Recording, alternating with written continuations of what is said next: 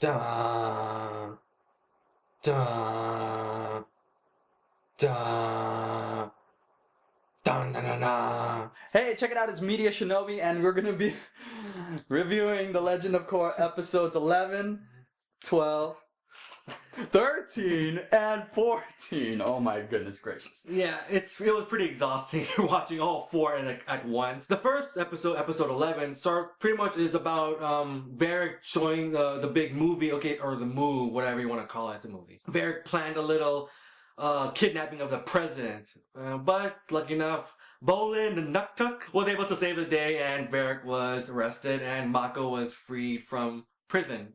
And I gotta say, at the beginning of this episode, Bolin was kind of an ass. He visited Mako and just said like, yeah, I'm going to this movie premiere. Here's a poster with my autograph.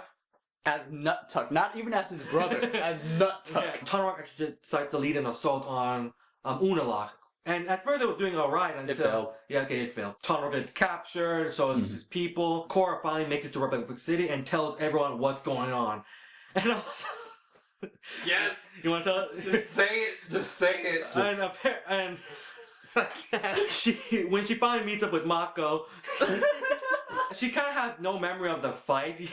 So she says, "Oh yeah, I heard we had a fight, but was it really that bad?" And Mako's like, No, not really. "No." And then we see Asami. Oh God, Asami, God bless your heart. Asami, I am so sorry that you have to deal with this Like, BS. did you see her face? Did you see her face? Yes. She's like, what the fuck? They talk to Varric again, and it turns out, even though he was kind of a douche, he does help him out because he kind of does feel bad for like causing so much problem. Except for Mako, I don't think he gives a shit to Mako. Team Avatar plus Tenzin and everyone else decides to go on his battleship and go straight to the South Pole, and this is where the final two-parter begins. And we also found out that Jinora has actually been out of her body for like a week. And I'm just surprised that they were able to sustain her body and not let her die or something. That sucks for them. But now we get to the part where they actually think of a plan of how to get to the spirit portal. So they decide to get Oogie, the Tenzin Sky Bison, and a plane from Varric's battleship and come up from above and attack from above. And starts off well, they're blowing stuff up, the mega tanks are not doing damage, but then the dark spirits end up fighting back, plus Desna and Eska. And eventually they all crash down and get captured, except for Boomy. So now it's up to Boomy to save the day, and that was yeah. So basically, he runs to the spirit and uses the flute to play, and it did work on one. But then when he tried to do that method with other spirits, oh hell no! He caused so much chaos in the camp that it destroyed the whole thing, and he was able to free the crew. And this episode ends with them going to the spirit portal and taking on Unalaq and hopefully stopping Vaatu from becoming free. So now the crew is in the spirit world, and we see Unalaq holding off the entire Avatar crew. Korra decides to try to close the portal. Mako and Bolin try to take on Unalaq, while Kaya, Boomy, and Tenzin look off to find Jinora. Mako and Bolin do a decent job until, Unalaq pretty much kicks the shit out of them. And unfortunately for Korra, she could not close the spirit portal in time, and Harmonic Convergence happened. Now at this point, they're trying to keep Vaatu and Unalaq from fusing, which, yeah, a Dark Avatar, it's happening. Scott called it, I guess, but then IGN called it. We all called it. I called it before IGN. IGN put up their review before you did. Doesn't mean I didn't think of it first. Kind of, yeah, they did. Actually, yes, it does. No. He's in denial. While it was happening, Kaya, Boomy, and okay, you know what? Can I just call them like the Aang's children? They get lost until they actually run into Iroh, who gives them a hint saying, yeah, you have to go to the place where lost souls are lost. And basically this fog is actually a spirit itself, and it shows your greatest fear, your paranoia. And we see everyone. We kind of have a glimpse of Kai and Boomy's and what they fear, and also, but we especially see what Tenzin fears. But we also saw. Little side note: before that happened, we saw Admiral Zhao, he did not rest well. And we see kind of Kaya. She sees when she started getting affected by the fog, she starts freaking out and saying, "You're not my family. I have no family." Boomy starts freaking out about some cannibals, probably from his previous mission. But the most important one was Tenzin, his true fear of the fact that he is the last airbender, or at least besides his kids, and all the airbenders in the future are depending on him, basically. Eventually he sees Aang, and pretty much Aang tells him, you have to be your own person. He is able to clear the fog out, get Jinora, who's actually in the fog, and Kaya and Boomy, and they're able to get out, and yeah, they're they got Jinora away, so that's good. Back to Korra. She was able to separate Unalaq for now from Vatu and take on Vatu. She was doing a good job. Korra was able to do that elemental spear technique like Wan did. Mako and Bolin were beaten, and Unalaq was able to enter, take out Korra for now, and feud with Unalaq to become the Dark Avatar. And now we have a effing fight between two avatars. Eska finally kind of reconciles with Bolin because Bolin says, "Yeah, I was just scared of commitment. I just want to love you. I didn't want to be." So much love in this episode, or this last episode. Yeah. At this point, Des and Eska see that their dad has become a monster. At first, Korra's doing well against this Avatar Unalaq, but then he was able to rip Rava right out of her body and pretty much kill Rava, which disconnected Korra with not only Rava but the other past avatars. And then he turns into this big Category 5 kaiju looking thing, and he just pretty much goes to Republic City and goes Godzilla on that. Tenzin, Kaya, and Bumi, we see just when they're about to go back to Korra, Jinora goes off saying that she needs to do something. Korra is really like, she's down, depressed, she does not know what to do. They're pretty much at the lowest point because now Unalaq's mega powerful with Vatu, and he has no light spirit to help her out. So Tenzin decides to give some more advice, like, or at least like teach her something about the tree that Unalaq was locked in. Apparently this tree is a tree that roots the spirit world to the physical world. So Tenzin tells Korra that this tree can help her not only look back at all her memories, but really connect to her actual spiritual side. And at first Korra like, no, I can't because Rava's not there. But Tenzin's like, no, Rava does not define who you are. Nor the past avatars. It's what you do and who you are define the person you are to become. So Korra meditates and she goes to this like spiritual outer space thing, kind of like what Aang did in like book 2, and she eventually becomes this whole giant spirit kaiju Female Titan.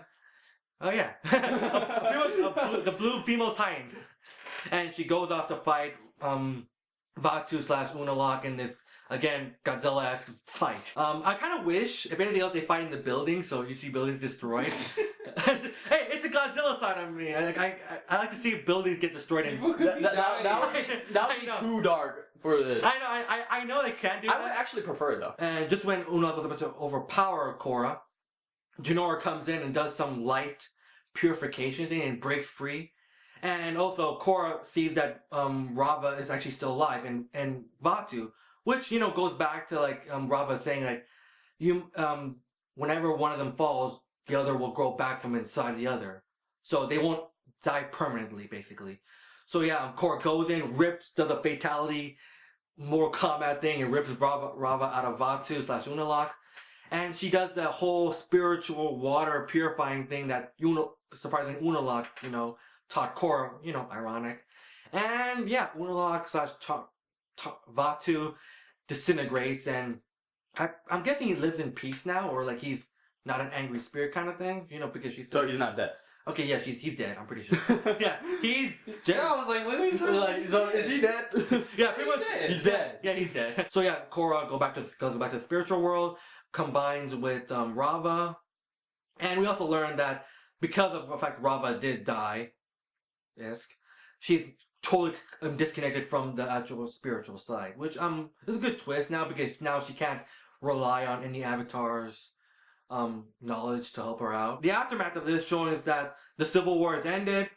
Tonrak is now the chief of the Water Tribe, and Korra says that she kind of wanted to do what Wan did in a way, or at least Unalaq. Basically, she kind of agreed with Unalaq, saying that spirits and humans should, coexist. I know, exactly. That's why he's not evil. I'm pretty sure. I'm just kidding. I'm pretty sure combining with the dark spirit of Ever is he had pretty some evil. Decent intentions. Yeah, and then it turned really bad. Now the spirits are free to roam both sides, and people can roam on the spirit side. And yeah, I can't say what they're gonna do next or at least what villain. But yeah, let's go on with how we felt about this season and also these episodes. These episodes, especially these 4, are really goodly paced. Like, I really like the pacing of it. And had a great satisfying finale, had a bunch of great fights also. I didn't expect that many fights. Just the fact that, yeah, it was actually good to see the Dark Avatar just come into fruition. I really like Unalak's design wise. Susano. It doesn't look that much like Susano. It's just the red. It's just the red. It's just the red. When he was purple, he was Susano. Oh god. Then he turned all red and then like dark. He became like a kaiju. And one more thing, and again, I give props for Korra for this because basically when she went in the tree, she remembered the fact that they did in fact Mako and her broke up, and she straight up says that this is not gonna work. I love you, but Korra, I know I broke up with you, but are you willing to come back to me? no. We bagged on kind of both Korra and Mako, mostly Mako, but I gave really sense of real big time maturity with the fact that Korra knows like this relationship is probably not gonna work out. They go off, they have one more last goodbye kiss, and yeah, I wonder how Asami feels about this. I wonder if she's gonna go back on that. You know, the fact that Asami and Mako are probably gonna still be friends, just like it pains me to watch. Really? Just come on. I feel sorry for her. I know. Asami, literally, come on. Yeah. That is just terrible. She's done nothing wrong. I know. In this entire she's the only one I have no complaints with. In this season. Nothing. Not even the season. How about Tenzin? The entire thing. Tenzin, yeah, him too, but he's not the main four. Uh-huh. Yeah, so yeah, Korra, I had some issues. Mako, I had some issues. Bolin, I had some issues. Asami was perfect. I feel like everyone, there shouldn't be a relationship in general. Yeah, we all agree the fact that, and I'm glad Korra knows this, like the fact that she's not ready for a relationship, and probably, or at least a romantic one. She went up in my book. Yeah. I was like, thank you. Is Mako still low on your book? Thank you. Mako hasn't really moved. I admit, he's a great detective, great policeman. I agree with that. Relationship-wise, no. Actually, the closest who got into a relationship was Bolin. If you think about it. Oh yeah, that works. Yeah. Because he could have, but the only issue is long distance. Yeah. Well, Aw. I think I can run a long distance. Oh no, they're extremely hard. I heard they are. They're very difficult. Okay, Batu, he had a good send-off, I guess. I'm pretty sure he's like dead. We're again like Amon. I don't think we're gonna see him again. Oh yeah, called it. Amon's not gonna show up in this season. I remember we had a discussion that book one. You said that. Oh yeah, Amon Mike is gonna come back in his spirit. I totally forgot about that. Yeah, I remember that.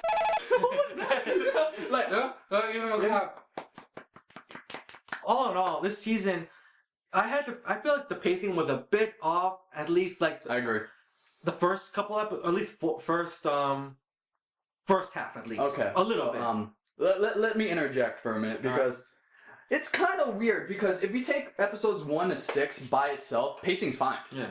But then the 1 hour Avatar 1 special happened, and if you now include episodes 1 through 8, now pacing is too weird. And then if you just take Avatar 1 and then fast forward all the way to the end, the pacing is not as good, but it's still there. But as a whole, yeah, it's weird. I love the relationship between Tenzin, Bumi, and Kaya. I really like to see more of them. Jinora had a lot more screen time, and again, I feel like Tenzin just got crapped on a lot. Again, what the hell is Jinora? Yeah, what is she? What is she? What the? The whole I don't know. the whole spirit guy thing. Yeah, I like, guess spirituality skipped a generation. Oh, we get it. Stop on Jen. Go away, mess with Tenzin. You get it. I love him. It's tough love though. Template, you're crapping on him as a villain. Why Udon was a great villain for this season, and I also like the fact that he had a lot more screen time. But I still like Amon more. I don't know why. I'm trying to. I actually don't really have an opinion on Unalak as a protagonist. Uh-huh. Like I don't know why. It's just like you didn't really leave an impression on me. Not saying that's. Actually, no, it does kind of. Yeah, it kind of does. But no, like I don't hate him or anything. Like it's just. He served his purpose. Everything. He served his purpose, but nothing more. I also like the new characters introduced, like Desna, Eska. They're great for not only comic relief, but just in general. Varric was actually I actually really like Varric. I like him more than I thought I would. To be honest, Varric left more of an impression to me than Unalak. Because I think his personality, like he's so out there and so weird.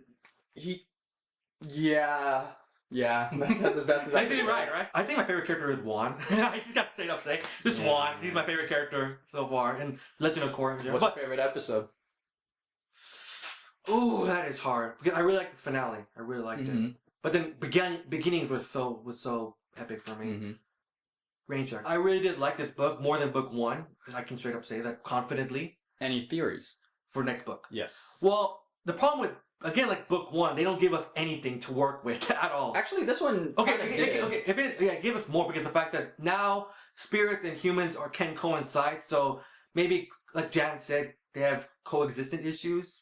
Maybe, but I just don't know what the main plot is gonna Yeah, and also I heard from book 3. I heard Lynn is actually gonna have a backstory, or at least flashbacks of be. insanity. Hopefully, yeah. Not an issue of it. Lynn was not that much. Yeah. Aww. But, I rather prefer, like, having her own story kind of thing.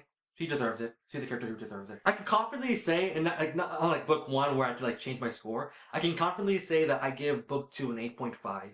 Mhm. Confidently. Like, I really did enjoy the book. And even though it had some problems, like, the relationship-wise, or at least the romantic-wise, and the development Korra got from book 1, not all of it came from book 2. But it had so many good points that I just adored. And It outweighed the negatives. yeah, it totally outweighed the negatives. Mhm. And just like the origin story beginnings, let alone like raised it to like That actually kind of did for me too. Yeah. And yeah, for you guys. I give it an 8. Definitely better than book 1 in terms of execution. Especially the finale was paced. Because book 1 I gave it 7.5. This one I gave it a 8. And Scott, what do you think? I'll give it a 7 or 7.5. So all in all, if we put our scores together, we give this whole season 8. What do you think about any new antagonists or problems they're gonna have besides coexist? The only thing I can think of is slavery. Slavery? Because the only reason I think of slavery now because I'm watching Maggie. Because in a sense, like, okay, you're coexisting with humans and spirits now, but you're all, like Jan said, there's gonna be issues because you're not gonna accept it right off the bat. It's been 10,000 years since they were connected. Humans are gonna take advantage of spirits.